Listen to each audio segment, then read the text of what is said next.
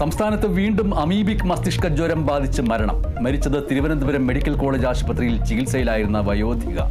തലസ്ഥാനത്ത് മാത്രം 2 ദിവസത്തിനിടെ മരിച്ചത് 2 പേർ.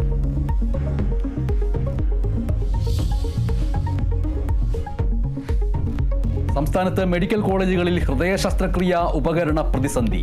കോഴിക്കോട് ഉപകരണങ്ങൾ വിതരണം ചെയ്ത കമ്പനികൾ കുടിശ്ശിക മുടങ്ങിയതിനെ തുടർന്ന് ഉപകരണങ്ങൾ തിരിച്ചെടുത്തു.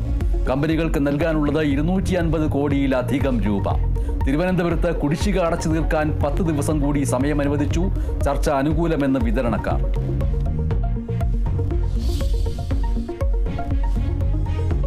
ശബരിമല സ്വർണ്ണമോഷണത്തിൽ ഗൂഢാലോചന അന്വേഷിക്കണമെന്ന് ഹൈക്കോടതി.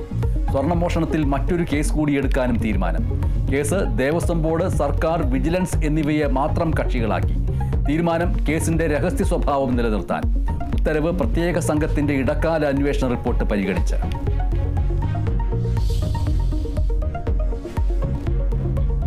PM ശ്രീ പദ്ധതിയിൽ ചേരാനുള്ള സർക്കാർ തീരുമാനത്തെ മന്ത്രിസഭാ യോഗത്തിൽ എതിർക്കാൻ CPI.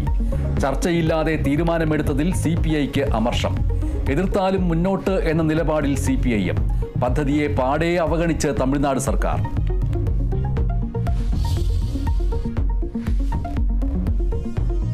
സംസ്ഥാനത്ത് അതിശക്തമായ മഴ തുടരും. എറണാകുളം, ഇടുക്കി, തൃശൂർ, പാലക്കാട്, മലപ്പുറം ജില്ലകളിൽ ഓറഞ്ച് മുന്നറിയിപ്പ്. നാളെ 3 ജില്ലകളിൽ ചുവപ്പ് മുന്നറിയിപ്പ്. എറണാകുളം കുമ്പളത്ത് കനത്ത മഴയിൽ വീട് തകർന്നു.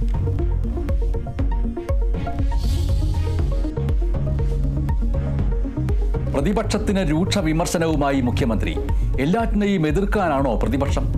നല്ലതിനെ പിന്തുണയ്ക്കാൻ പ്രതിപക്ഷം തയ്യാറാകുന്നില്ലെന്നും മുഖ്യമന്ത്രി.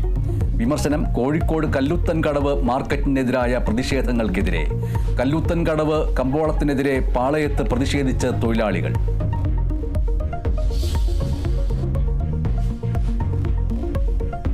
ഷെയ്ൻ നിഗം പ്രധാന കഥാപാത്രത്തെ അവതരിപ്പിച്ച വിവാദമായ ചിത്രം ഹാൽ കാണാൻ ഹൈക്കോടതി തീരുമാനം. ജസ്റ്റിസ് VG അരുൺ ശനിയാഴ്ച സിനിമ കാണും. കത്തോലിക്ക കോൺഗ്രസ് പ്രതിനിധിയും സെൻസർ ബോർഡ് പ്രതിനിധികളും സിനിമ കാണാനെത്തും. തീരുമാനം പ്രദർശനാനുമതി നിഷേധിച്ച സെൻസർ ബോർഡിനെതിരെ നിർമ്മാതാക്കൾ നൽകിയ ഹർജിയിൽ.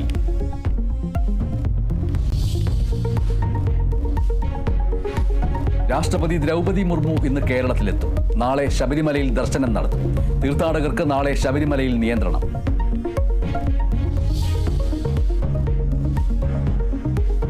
അമേരിക്കയിൽ സർക്കാർ ജീവനക്കാരുടെ പ്രതിസന്ധിക്ക് പരിഹാരം കാണാനാകാതെ ട്രംപ് ഭരണകൂടം. സെനറ്റിൽ അവതരിപ്പിച്ച ധനാനുമതി ബിൽ തുടർച്ചയായി 11ാം തവണയും പരാജയം.